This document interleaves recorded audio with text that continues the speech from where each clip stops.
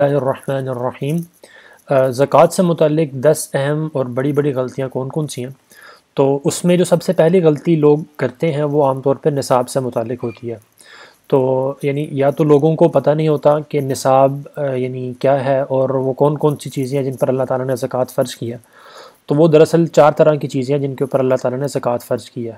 سب سے پہلی چیز ہے سونا، دوسری چاندی، تیسری نقدی یعنی جو پیسہ وغیرہ ہے، اور چوتھی چیز ہے مال تجارت۔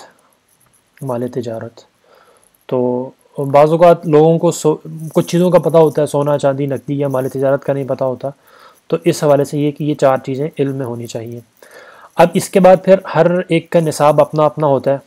یعنی سونے کا نصاب جو ہے وہ 7.5 تولے سونا، 7.5 تولے سونا، اور چاندی کا جو ہے 52.5 تولے، 52.5 تولے، اور نقدی جو ہے اگر اس کی مقدار جو ہے وہ 52.5 تولے چاندی کی قیمت کے برابر ہوگی تو وہ، اسی طرح مال تجارت جو ہے اس کی بھی اگر قیمت کرنٹ ویلیو اگر لگائی جائے تو اور وہ 52.5 تولے چاندی کے بقدر بن رہی ہو تو اس پر زکوٰۃ ہوتی ہے۔ اب جو سب سے بڑی غلطی لوگ کرتے ہیں وہ یہ کرتے ہیں کہ عام طور پر کہ زکوٰۃ کے نصاب کو جمع نہیں کرتے آپس میں۔ یعنی جمع کرنے سے کیا مراد ہے؟ مثال کے طور پر یعنی میں ایک مثال سے آپ کو سمجھاتا ہوں کہ جیسے ایک شخص ہے، اس کے پاس فرض کریں 2 تولے سونا ہے اور اس کے پاس 10 تولے چاندی ہے، 10 تولے چاندی ہے، اور اس کے پاس 5,000 روپے ہے۔ اب یعنی اتنی مقدار اتنی مقدار کی چیزیں اس کے پاس موجود ہیں، تو اکثر لوگ یہ سمجھیں گے کہ اس کے اوپر زکوٰۃ نہیں آئے گی، کیونکہ 2 تولے سونے کا مطلب ہے 7.5 تولے سے کم ہے، لہذا سونے کے اوپر زکوٰۃ نہیں۔ 10 تولہ چاندی ہے اور یہ 52.5 تولے سے کم، اس کے اوپر زکوٰۃ نہیں۔ اور یہ 5,000 روپے ہے جو کہ 52.5 تولے چاندی کی قیمت سے کم ہے، لہذا اس کے اوپر بھی زکوٰۃ نہیں ہے۔ حالانکہ یہ مطلب اس طرح سے نہیں ہوتا۔ جب کوئی نصاب کی یہ چیزیں ایک سے زیادہ اکٹھی ہو جائیں، یعنی کسی بندے کے پاس سونا بھی ہے، ساتھ کچھ اور چیز مل گئی، یا کوئی 2 چیزیں آپس میں مل گئیں، تو پھر ہم ان تمام کی تمام چیزوں کی ویلیو لگاتے ہیں، اس کو جمع کرتے ہیں، اس کے بعد پھر اس کو دیکھتے ہیں کہ اس کی ویلیو جو ہے وہ چاندی کی نصاب کے برابر بن رہی ہے تو اس کے اوپر زکوٰۃ ہوگی، ورنہ نہیں ہوگی۔ یعنی اس کیس میں فرض کریں آج کل 2 تولے چاندی کی قیمت ہے بالفرض 1 لاکھ روپے ہے، اور 10 تولے چاندی کی قیمت جو ہے وہ مثال کے طور پر 10,000 روپے یا جتنی بھی ہے، اور یہ 5,000 روپے، تو ان تمام کو جمع کریں گے، اور جمع کر کے یہ یعنی اندازاً لاکھ سے اوپر تو چلا ہی جائے گا، یہ 1.5 لاکھ کے قریب۔ تو یہ جتنا بھی بن رہا ہو، اس کے بعد پھر دیکھیں گے کہ وہ چاندی کے نصاب کو پہنچ رہا ہے۔ اگر تو وہ پہنچ گیا تو اس کا مطلب ہے زکوٰۃ ہوگی، اور یقیناً اس کیس کے اندر اس کے اوپر زکوٰۃ ہوگی۔ اور یعنی اس غلطی کی بنیادی وجہ یہ ہے کہ نصاب کو آپس میں لوگ جمع کرنے یعنی جمع نہیں کر رہے ہوتے، وہ تو نصاب کو ہوتا ہے اس کو آپس میں جمع کرنا ضروری ہوتا ہے۔ اب اس کی تفصیلات کیا ہیں وہ انشاءاللہ ہم اس سیریز کی جو اگلی ویڈیوز ہوں گی جس کے اندر ہم ترتیب سے ان کو پڑھیں گے، زکوٰۃ کے نصاب کو اور کس طرح سے اس کی کیلکولیشن ہوتی ہے، اس کے اندر دیکھیں گے۔ یہاں پہ صرف اشارہ کرنا مقصود ہے کہ یہ غلطی عام طور پہ لوگ کر رہے ہوتے ہیں۔ دوسری غلطی جو لوگ کر رہے ہوتے ہیں وہ ہوتی ہے عام طور پر سال گزرنے کا غلط مطلب سمجھ رہے ہوتے ہیں۔ اب مطلب یعنی یہ ہوتا ہے کہ کسی بندے کے پاس اگر کچھ پیسے ہیں اور یا کوئی سونا وغیرہ ہے، اور دوران سال جو ہے وہ مقدار جو ہے اس کے وہ نصاب سے کم ہو گئی ہے، اور تو پھر یعنی لوگ سمجھتے ہیں کہ اب گویا اس کے اوپر زکوٰۃ آئے گی نہیں، کیونکہ زکوٰۃ تو تب ہوتی ہے جب ایک مال کے اوپر پورا 1 سال گزر جائے تو پھر اس کے اوپر زکوٰۃ ہوگی۔ حالانکہ سال گزرنے کا مطلب اس طرح نہیں ہے۔ سال گزرنے کا مطلب یہ ہوتا ہے کہ آپ نے جب ایک دفعہ آپ کے پاس نصاب کے بقدر پیسے آ گئے اور آپ نے وہ تاریخ نوٹ کر لی، اس سے یعنی آپ کے سال کی کاؤنٹنگ شروع ہو گئی۔ اس کے بعد اگلے سال کو آپ نے دوبارہ دیکھنا ہے کہ اگلے سال کے اس خاص دن کو آپ کے پاس اب اگر نصاب کے بقدر پیسے ہیں تو آپ نے زکوٰۃ دینی ہے، چاہے پورے سال کے درمیان میں آپ کے پاس وہ پیسے کم ہوتے رہے، زیادہ ہوتے رہے، اس سے فرق نہیں پڑے گا۔ اور یہ بالکل ہو سکتا ہے کہ سال کے شروع کے اندر ایک بندہ صاحب نصاب تھا، اس کے کچھ دنوں بعد ہی اس کے پاس کوئی نقصان ہو گیا کاروبار میں یا کسی اور وجہ سے، اور اس کے پاس پیسے بالکل تھوڑے رہ گئے، اور سارا سال بالکل تھوڑے رہے، اور سال کے آخر میں جو اس کی تاریخ تھی یعنی زکوٰۃ دینے کی، اس سے چند دن قبل اس کے پاس نصاب کے بقدر پیسے آ گئے، تو اب وہ پیسے یعنی وہ زکوٰۃ دے گا، اور ہم یہ کہیں گویا اس کے مال پر سال گزر گیا، یعنی دوران سال پیسے کم زیادہ ہونے سے فرق نہیں پڑتا. تو یہ بڑی اہم چیز ہے، اس کے اندر لوگ اکثر غلطی کر رہے ہوتے ہیں، اور سال گزرنے کا مطلب یہ سمجھ رہے ہوتے ہیں کہ وہ رقم خاص طور پر اس کے ہر جز کے اندر وہ پورا سال موجود رہے گی تو اس کے اوپر زکوٰۃ ہوگی، حالانکہ اس طرح سے نہیں ہے. یہ تیسری غلطی جو کی جاتی ہے وہ مال تجارت سے متعلق ہے. جیسے کہ ہم نے دیکھا ابھی کہ زکوٰۃ جو ہے سونے، چاندی، نقدی اور مال تجارت، یہ 4 چیزیں ہیں جن کے اوپر زکوٰۃ ہوتی ہے. تو مال تجارت سے متعلق یا تو لوگوں کو مال تجارت کی ڈیفینیشن کیا اس کا ہی نہیں پتہ ہوتا، جس کی وجہ سے وہ بہت سی چیزیں جو مال تجارت کے اندر نہیں ہوتی اس کو بھی شامل کر رہے ہوتے ہیں. یعنی بنیادی طور پر مال تجارت وہ ہوتا ہے کہ جس کو بیچنے کی نیت سے خریدا گیا ہو. جیسے مثال کے طور پر ایک فیکٹری ہے، اس فیکٹری کے اندر جو خام مال ہے یا جو چیزیں پروڈکٹس ہیں وہ ساری اصل میں آگے بکنی ہیں، تو وہ مال تجارت کے اندر آئیں گی. لیکن جو فیکٹری کا ساز و سامان ہے، اس کی مشینری ہے، اس کی بلڈنگ ہے، اب وہ ظاہر چیزیں آگے بکتی تو نہیں ہیں، نہ بیچنے کے لیے ہوتی ہیں، تو وہ مال تجارت کے اندر نہیں آئیں گے وہ. تو اس وجہ سے یعنی اس کی ڈیفینیشن کا اس کی تفصیلات کے ساتھ پتہ ہونا ضروری ہے. تفصیلات انشاءاللہ اگلی ویڈیوز جو آئیں گی اس میں ہم دیکھیں گے، لیکن یہاں پہ اشارہ کرنا مقصود ہے. اسی طرح قیمتیں جب آپ نے ویلیو لینی ہوتی ہے اس کی چیزوں کی، یعنی سونے کی، چاندی کی، مال تجارت کی، جب آپ نے زکوٰۃ دینی ہے تو وہ آپ نے قیمتیں جو اس دن کی اس کی قیمت ہوتی ہے، کرنٹ ویلیو، وہ آپ نے مارکیٹ سے جا کے لگوانی ہوتی ہے. وہ ایسا نہیں ہوتا کہ مال تجارت یہ چیزیں آپ نے جس قیمت پہ خریدی تھیں اس قیمت خرید پر آپ زکوٰۃ دیں گے، تو ایسا نہیں ہوتا.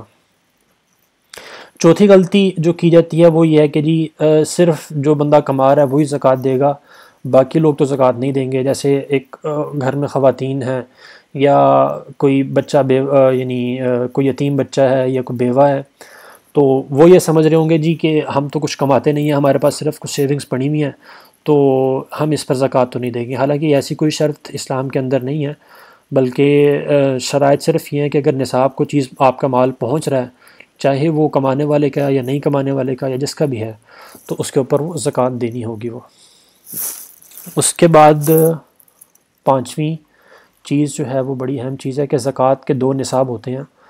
ان 2 نصابوں کا علم نہ ہونا، یعنی 2 نصاب سے کیا مراد ہے؟ یعنی ایک نصاب وہ ہوتا ہے کہ جو زکوٰۃ دینے والے کے لیے ہے، کہ کون شخص جو ہے وہ زکوٰۃ دینے کا اہل ہے. یعنی اگر یہاں چارٹ ایک چھوٹا سا بنا لیں، یعنی 2 طرح کے نصاب ہیں. زکوٰۃ دینے کا ایک یہ نصاب ہوتا ہے، دوسرا نصاب ہوتا ہے زکوٰۃ نہ لینے کا، اور فطر یعنی صدقہ فطر کون دے سکتا ہے، اور قربانی. یعنی یہ 2 طرح کے نصاب الگ الگ ہوتے ہیں. زکوٰۃ دینے کے نصاب جو ہوتا ہے یعنی کون شخص زکوٰۃ دے گا، اس کے نصاب کے اندر تو یہ 4 چیزیں دیکھی جاتی ہیں، سونا، چاندی، نقدی، مال تجارت وغیرہ. لیکن اگر یہ فیصلہ کرنا ہے کہ شخص کو ہم زکوٰۃ دے سکتے ہیں اور کس کو نہیں دے سکتے، تو اس کے لیے پھر ساتھ ایک 5ویں چیز بھی ہوتی ہے جو ہوتا ہے ضرورت سے زائد سامان. ضرورت سے زائد سامان، جو سامان گھر کے اندر پڑا ہوا ہے اور وہ استعمال کا نہیں ہوتا، یا کوئی چیز ہے ہی لغو چیز، جیسے مثال کے طور پر گھر میں ٹی وی پڑا ہوا ہے، گھر میں یعنی VCR ہے، یا اس طرح کی چیزیں ہیں جو یعنی ہیں ایک طرح سے بنیادی طور پر لغو چیزیں ہیں، تو یہ ساری چیزیں ضرورت سے زائد سامان ہوتا ہے.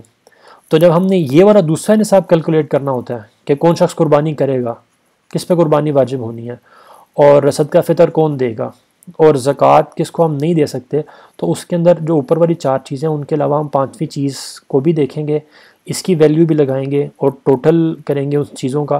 اگر وہ نصاب کے بقدر یعنی چاندی 52.5 تولہ چاندی کے بقدر اس کی قیمت بن رہی ہے ان 5 چیزوں کی، تو اس کا مطلب یہ ہے کہ ہم اس شخص کو زکوٰۃ نہیں دے سکتے، اور وہ صدقہ فطر بھی دے گا اور اس پر قربانی کرنا بھی واجب ہے. یعنی یہ چیزیں صرف مختصراً یہاں پہ بتائی جا رہی ہیں، انشاءاللہ تفصیلات تو اگلی ویڈیوز کے اندر آئیں گی، لیکن یہاں پہ اشارہ کرنا یہ مقصود ہے کہ زکوٰۃ کے 2 نصاب ہیں جو الگ الگ نصاب ہیں، ان دونوں کو الگ الگ سمجھنا ضروری ہے. ورنہ یہ ہے کہ یا تو قربانی کے اندر یعنی غلطی کی جائے گی، یا صدقہ فطر دیتے وقت، یا یہ ہے کہ غیر مستحق کو زکوٰۃ دے دی جائے گی.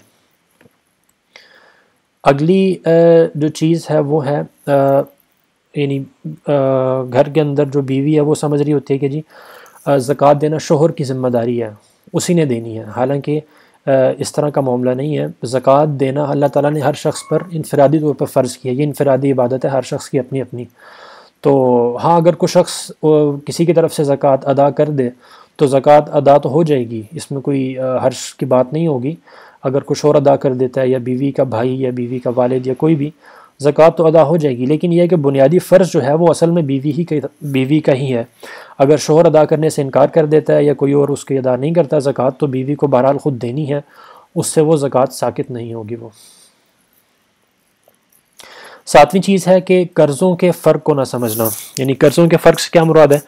یعنی جب ہم زکوٰۃ کیلکولیٹ کرتے ہیں تو اس میں یعنی جو 4 چیزیں ہیں ان کی ہم جب ویلیو لگاتے ہیں تو اس کے بعد قرضے کو اس میں سے مائنس کرتے ہیں. اب لیکن یہ ہے کہ جو لوگ غلطی کرتے ہیں وہ یہ کرتے ہیں کہ ہر قسم کے قرضے کو اس میں سے مائنس کر دیتے ہیں. حالانکہ اس کے فرق کو سمجھنا ضروری ہے. بعض قرضے خاص طور پہ جو تجارت کے لیے ہوتے ہیں ان میں سے کچھ ہوتے ہیں قرضے کہ جن کو ہم مائنس کر سکتے ہیں اور کچھ ہوتے ہیں کہ جن کو ہم مائنس نہیں کر سکتے. تو اس کے فرق کو بھی سمجھنا. اس تفصیل تو انشاءاللہ اگلی ویڈیوز کے اندر آئے گی، لیکن یہ ہے کہ صرف یہاں اشارہ کرنا مقصود ہے. اسی طرح قرض کی 3 قسمیں ہیں، بڑی اہم قسمیں ہیں. قرض قوی کیا ہوتا ہے، قرض متوسط کیا ہوتا ہے اور قرض ضعیف کیا ہوتا ہے. یعنی جو 3 قسمیں ہیں، 3 قسمیں، اس میں سے ہر قسم کے پھر احکامات اپنے اپنے الگ الگ ہیں. قرض ضعیف کو بعض اوقات یعنی مائنس نہیں کر رہے ہوتے یا کر رہے ہوتے ہیں تو اس کی کیا صورتیں ہوتی ہیں. یعنی یہ تمام چیزیں ایسی ہیں کہ جن کو سمجھنا ضروری ہے زکوٰۃ کی صحیح کیلکولیشن کے اندر. 8ویں جو غلطی کی جاتی ہے وہ یہ ہے کہ کسی کو دیے ہوئے قرض پر زکوٰۃ نہ دینا. یعنی بالفرض میں کسی شخص کو 10 لاکھ روپیہ قرض کے طور پہ دے دیا اور میں نے اس سے اب واپس لینا ہے 5 سال کے بعد. اب اس 5 سال کے دوران لوگ یہ غلطی کر رہے ہوتے ہیں کہ وہ چونکہ اب 10 لاکھ تو اب میرے پاس ہے نہیں ہے تو لہٰذا اس کے اوپر بھی زکوٰۃ نہیں دوں گا میں پھر. تو یہ یعنی غلط ہے. جب کسی کو قرضہ دیا آپ نے اور اس قرضے کے واپس ملنے کی امید ہے تو آپ نے اس پر بھی یعنی زکوٰۃ دینی ہوتی ہے اور یعنی اس کو چھوڑا نہیں جا سکتا. وہ 9ویں غلطی جو کی جاتی ہے وہ شمسی مہینے یا انگریزی مہینے سے لوگ بعض اوقات زکوٰۃ کی کیلکولیشن کر رہے ہوتے ہیں، اور حالانکہ جو قمری مہینہ اسلامی مہینہ اس سے کرنا ضروری ہے یہ زکوٰۃ کی کیلکولیشن. اور کیونکہ اگر شمسی مہینے سے کی جائے گی تو نتیجہ اس کا یہ نکل سکتا ہے کہ 36 سال کے بعد پھر ڈبل زکوٰۃ دینی پڑے گی، کیونکہ ظاہر اسلامی جو سال ہوتا ہے اس کے دن کم ہوتے ہیں تو 36 سال کے بعد وہ ڈبل بن جائے گا پھر وہ. اور اسی طرح بعض اوقات لوگ یہ غلطی کر رہے ہوتے ہیں مہینوں یعنی رمضان کے اندر دینا ہی ضروری سمجھ رہے ہوتے ہیں کہ یہ رمضان کے اندر ہی زکوٰۃ دی جائے گی. حالانکہ یہ بھی ضروری نہیں ہے. زکوٰۃ کے اندر جیسے ہی انسان صاحب نصاب ہوتا ہے اس کے پاس یہ 4 چیزیں جو اپنے نصاب کے بقدر آ جاتی ہیں تو اس دن سے اس کے اوپر زکوٰۃ دینا لازمی ہو جاتا ہے. یعنی کیلکولیشن کرنا شروع کر دے گا سال کی، اور سال گزرنے کے بعد وہ زکوٰۃ دے دے گا. وہ تو اس کے لیے رمضان کا ہونا وہ ضروری نہیں ہے. تو ہاں لیکن یہ ہے کہ اگر کسی کی تاریخ اس طرح کی بن گئی کہ وہ رمضان کے اندر ہی وہ صاحب نصاب بنا، یا یہ ہے کہ وہ سال گزرنے سے پہلے ہی رمضان کے اندر اپنی زکوٰۃ دے دیتا ہے، تو وہ ایک الگ صورت ہے. لیکن اس کے اندر بھی بعض اوقات غلطی کا امکان ہوتا ہے کہ اگر سال پورا ہونے سے پہلے زکوٰۃ دے دے اور سال گزرنے یعنی سال کے بقیہ دنوں کے اندر پیسے زیادہ آ گئے تو پھر بعض اوقات غلطی آ سکتی ہے. یعنی وہ تفصیلات اس کی تو انشاءاللہ ہم بعد میں دیکھ لیں گے. لیکن مطلب کہنے کا مقصد یہ ہے کہ زکوٰۃ جیسے ہی انسان صاحب نصاب ہوتا ہے اسی دن سے اس کا زکوٰۃ کا سال شروع ہو جاتا ہے. اس کے لیے رمضان کا ہونا کوئی شرط نہیں ہے وہ. اور 10ویں جو غلطی یہ ہے کہ تمام قابل زکوٰۃ اموال کا یعنی علم نہیں ہوتا. اور قابل زکوٰۃ اموال کے ان کی تفصیلات تو زیادہ ہے، لیکن صرف اشارے کے طور پر 1-2 کا تذکرہ یہاں پہ کر دیتا ہوں میں. کہ مثال کے طور پر ایک شخص ہے وہ کرائے کے مکان پہ رہتا ہے اور اس نے ایڈوانس کے طور پر اپنے کچھ پیسے جمع کروائے ہوئے ہیں، 30,000 40,000 یا جتنے بھی ہیں. تو اب وہ جو ایڈوانس کے طور پہ جمع کروائی ہوئی ہے رقم وہ بھی اس نقدی کے اندر شامل کی جائے گی اور اس کو بھی ٹوٹل میں شامل کرنا ضروری ہے. اب یہ کہ اس چیز کا اگر علم نہیں ہوگا تو وہ گویا لوگ اس ایڈوانس کو پھر شامل ہی نہیں کرتے اپنے زکوٰۃ کیلکولیشن کے اندر. اسی طرح کمیٹی کے اندر اگر کچھ رقم جمع کروائی ہوئی ہے تو اس کی تفصیلات کیا ہیں اس کو بھی سمجھنا ضروری ہوتا ہے. اس کے اندر کچھ مزید تفصیلات ہیں جو انشاءاللہ ہم اگلی ویڈیوز کے اندر ہم دیکھ لیں گے. لیکن یہ ہے کہ یعنی تمام قابل زکوٰۃ اموال کا علم ہونا یہ ضروری ہے. تو یہ یعنی مختصراً غلطیاں بتانے کا مقصد یہ تھا کہ تاکہ ایک احساس پیدا ہو کہ زکوٰۃ کے جو مسائل ہیں ان کو سیکھنا وہ ضروری ہے.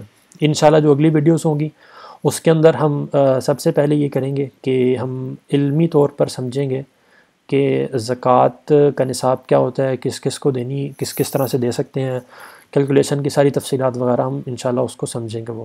اور سمجھنے کے لیے ہم جو بنیاد جس چیز کو بنائیں گے وہ ایک تو بہشتی زیور ہے مولانا اشرف علی تھانوی رحمۃ اللہ علیہ کی، اس سے ہم مدد لیں گے. دوسرا یہ ہے کہ دارالعلوم دیوبند انڈیا کا رسالہ ماہانہ جو شائع ہوتا ہے اس کے اندر ایک بڑا اچھا آرٹیکل لکھا تھا جامعہ فاروقیہ کے ایک عالم نے، تو انشاءاللہ اس کو بھی ہم بنیاد بنا کر یعنی مستند طریقے سے مستند حوالوں کے ساتھ اس کو ہم سمجھیں گے فقہ حنفی کے مطابق. اور علمی طور پر سمجھنے کے بعد اس پورے ٹاپک کو، زکوٰۃ کے ٹاپک کو سمجھنے کے بعد پھر ہم ایک کیس اسٹڈی دیکھیں گے. ہم ایک کیس اسٹڈی لیں گے. وہ کیس اسٹڈی جو ہے وہ دارالعلوم کراچی کی طرف سے شائع کی گئی تھی، جس کے اندر یعنی ایک یعنی فرض کیا گیا کہ بھئی ایک بندہ ہے، اس کے پاس اتنے پیسے ہیں، اتنا سونا ہے، اس کے پاس اتنے پلاٹ ہیں، اتنی اس نے انویسٹمنٹ کی ہوئی ہے، اتنا اس کے پاس اسٹاک ایکسچینج کے اندر اس کی اتنی یعنی انویسٹمنٹ ہے، یعنی وہ تمام تفصیلات اس کی جو پیسے کی ہیں وہ یعنی کیس اسٹڈی کے طور پر لے کر پھر اس کو پریکٹیکلی اس کے زکوٰۃ کیلکولیٹ کی گئی. تو انشاءاللہ اس سے پھر اپنا سارا ہم جو علمی طور پر سیکھیں گے اس کی اپلیکیشن ہو جائے گی وہ.